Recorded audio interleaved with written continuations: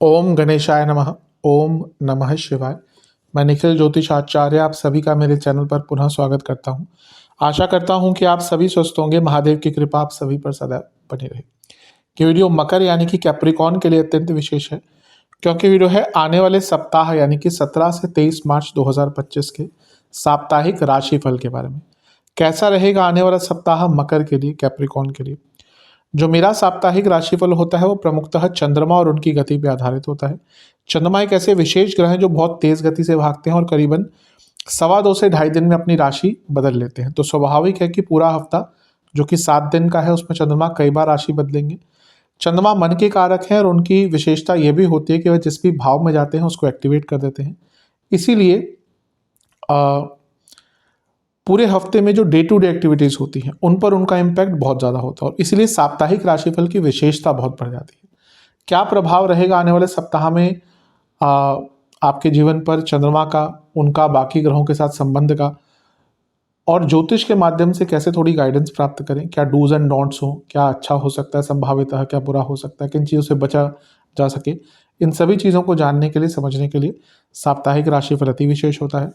यदि आपकी लग्न राशि या चंद्र राशि मकर है, दोनों ही गाइडेंस के लिए इस राशिफल को देख सकते हैं। जहां से आपको रिलेट करता है, सूट करता है, वहां से इसको ऑब्जर्व कर सकते हैं। व्यक्तिगत तौर पे मेरा मानना है लग्न राशि देखें। नहीं आपको पता लग्न राशि आपको चंद्र राशि से सूट करते तो वहां से भी देख सकते हैं।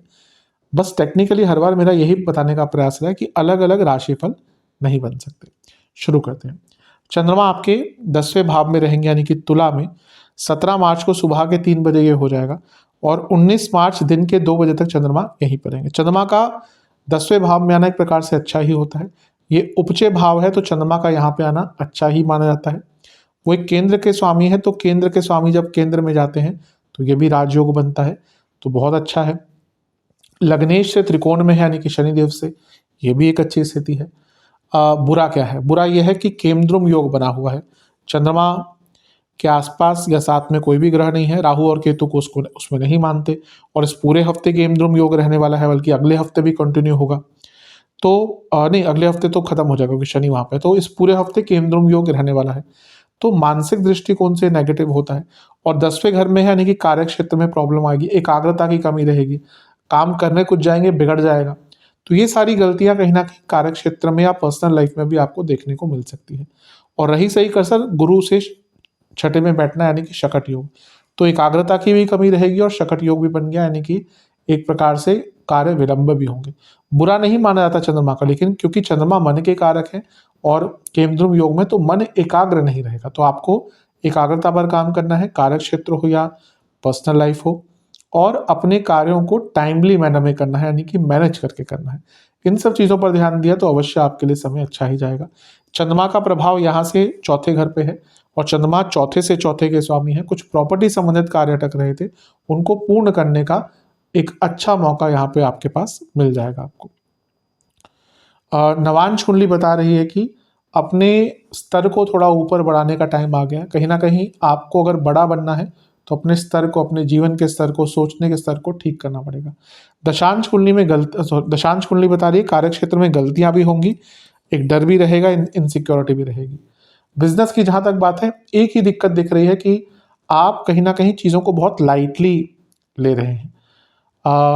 प्रोफेशनलिज्म की कमी दिख रही है। अपने बिजनेस में प्रोफेशनलिज्म लाइए। लव लाइफ, कमिटमेंट की प्रॉब्लम दिख रही है, दोनों ही साइड से इस पर काम कीजिए। वैवाहिक जीवन, हर चीज़ पर रिएक्ट मत कीजिएगा। कभी कभी चुप रहना और किसी चीज़ को नज़रअंदाज कर देना भी बहुत अच्छा होता है। स्टूडेंट्स, कॉन्फ्लिक्ट्स दिख रहे हैं, मेंटल कॉन्फ्लिक्ट्स दिख रहे हैं। कहीं ना कहीं आपको समझ ही नहीं आ रहा कि आप किस डायरेक्शन में बढ़ रहे हैं। अगर ऐसा हो रहा है, या बहुत चीज़ें हैं जो कंफ्यूज करें, अगर ऐसा हो रहा है किसी बड़े से बात करें, किसी गुरु से बात करें। सेहत की जहाँ तक बात है, कफ विकार, अगर हृदय संबंधित कोई रोग है तो दिक्कत रहेगी। लोअर बैक में दर्द रहेगा और गले के रोग बहुत तंग करेंगे। सर्वाष्टक में आपका 12वां घर बली है, हफ्ते के शुरुआती भाग में ही कुछ खर्चे बढ़ सकते हैं। चंद्रमा आपके लाभ स्थान में आ जाएंगे यानी कि वृश्चिक में 11वें घर में 19 तारीख को दिन के 2 बजे और 22 तारीख सुबह के 2 तक चंद्रमा यहीं पर रहेंगे। चंद्रमा का लाभ स्थान में आना एक प्रकार से अच्छा ही माना जाता है। केंद्राधिपति हैं और अपने से त्रिकोण में, लग्न से लाभ में गए हैं, यानी कि अचानक से धन कमाने के अवसर मिलेंगे, कुछ रुका हुआ पैसा आ सकता है। यहाँ पर गुरु की दृष्टि भी है, ये भी अच्छा है। गुरु एक प्रकार से लक्ष्मी स्थान में बैठे हुए हैं, उपचय भाव के स्वामी हैं, उपचय भाव को देख रहे हैं, ये भी बहुत अच्छा है, गति मिलेगी चीज़ों को। लेकिन यहाँ पे देखिए चंद्रमा नीच के हो गए और केमद्रुम योग भी हो गया। मैं हमेशा कहता हूँ कि चंद्रमा या कोई भी ग्रह नीच का होना बुरा नहीं होता, पर उसके अपने इम्प्लीकेशन होते हैं। अब यहाँ पे केमद्रुम योग भी है और चंद्रमा नीच के भी हो गए। इसके कारण क्या होगा, एक इच्छाओं पर कंट्रोल करना मुश्किल हो जाएगा, ये भी चाहिए, वो भी चाहिए, ये भी चाहिए, वो भी चाहिए। उस कारण से अपनी ही प्रॉब्लम बढ़ाएंगे।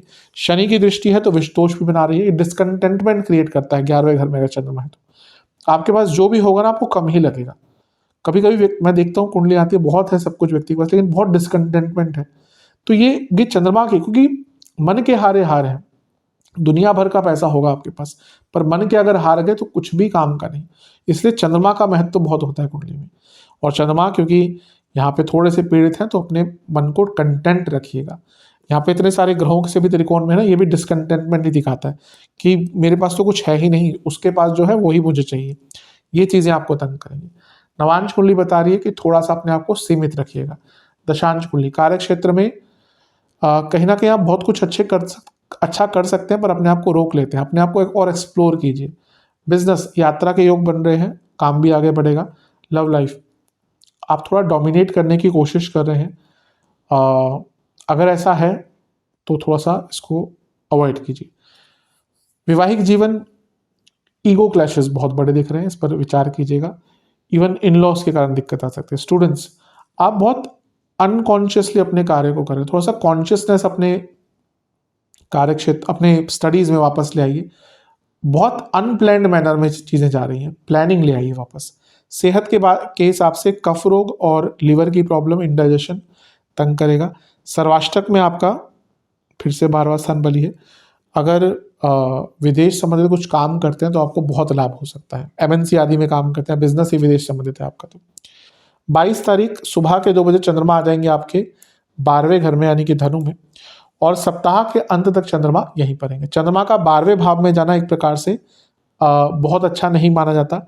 सप्तमेश है उनका अपने से 12वें में जाना बिजनेस में थोड़ा सा नुकसान या फिर इवन मैरिड लाइफ में दिक्कत दिखाता है। यहाँ पे केंद्रुम योग फिर से बना हुआ है, मंगल की दृष्टि है और मंगल एक प्रकार से लाभेश है और चौथे घर के स्वामी है। मंगल प्रॉपर्टी के कारक, चौथा भाव प्रॉपर्टी और चंद्रमा 12वें घर में है। प्रॉपर्टी बेचना चाहते हैं तो सबसे अच्छा टाइम है। लाभेश है इवन खरीदने के लिए भी, क्योंकि खरीदने के लिए 11वां घर देखते हैं। एसेट्स का जो एसेट्स हमारे बढ़ते हैं वो 11वें घर से भी देखा जाता है। तो यहाँ पे घर खरीदना चाहते हैं या प्रॉपर्टी खरीदना चाहते हैं, बेचना चाहते हैं, दोनों के लिए अच्छा योग है। पर मानसिक अशांति बहुत रहेगी। चंद्रमा 12वें घर में है, चंद्र मंगल योग बन रहा है। विदेश से पैसा, गुप्त धन, इन सब के लिए अच्छा है। लेकिन मंगल का प्रभाव चंद्रमा पर जो कि धनु में है और केंद्रुम योग में है, एंग्जाइटी, एग्रेशन, फ्रस्ट्रेशन, इरिटेशन, ये सब कुछ रहेगा। और रही सही कसर फिर से गुरु पूरी कर देंगे। गुरु से चंद्रमा अष्टम में है तो शकट योग फिर से बन गया। फिर से कोई महत्वपूर्ण कार्य विलंबित हो सकता है, ध्यान दीजिएगा। नवांश कुंडली बता रही है फैमिली में दिक्कतें हो सकती है, थोड़ा सा फैमिली लाइफ पर काम कीजिए। दशांश कुंडली कार्य क्षेत्र में कुछ अच्छा हो सकता है, जॉब चेंज करने का विचार करते हैं, हफ्ते का अंतिम भाग अच्छा है। बिजनेस के दृष्टिकोण से प्लानिंग पर काम कीजिए, प्लानिंग और एक्शन पे काम कीजिए। आपका 2 ही गलतियां होती है, तो ढंग से एक्शन ले लेते हैं बिना प्लानिंग के, प्लानिंग अदरवाइज प्लानिंग ढंग की नहीं करते, फिर दिक्कत आती है। तो दोनों में ही दिक्कत दिख रही है। अगर अपने बिजनेस को आगे बढ़ाना है तो प्लानिंग, इम्प्लीमेंटेशन, एक्शन, इन सभी पे आपको काम करना पड़ेगा। लव लाइफ सौम्यता से बात कीजिएगा वरना दिक्कतें होंगी, बहुत झगड़े हो सकते हैं। वैवाहिक जीवन आप पुरानी चीज़ों से निकल ही नहीं रहे तो आगे क्या बढ़ेंगे, पुरानी चीज़ों से निकलने का प्रयास कीजिए। स्टूडेंट्स की जहाँ तक बात है, थोड़ी क्रिएटिविटी अपने पढ़ने के तौर तरीकों में लाना पड़ेगा। सेहत के दृष्टिकोण से पेट के रोग रहेंगे, कफ रोग रहेंगे, एंग्जाइटी रहेगी, स्लीप डिसऑर्डर और बीपी की प्रॉब्लम तंग करेगी। सर्वाष्टक में फिर से 12वां घर बनी है। जो लोग विदेश जाने का प्रयत्न कर रहे थे उनके लिए कुछ बहुत अच्छा हफ्ते के अंत में हो सकता है। उपाय के स्वरूप में आपको शनि चालीसा का 1 बार पाठ करना है और हनुमान बाहुक का 2 बार पाठ करना है। आशा करता हूँ कि वीडियो काम आएगी। चैनल पर नए हैं सब्सक्राइब कीजिए, वीडियो को लाइक कीजिए। मिलता हूँ अगली वीडियो में, तब तक के लिए ओम नमः शिवाय।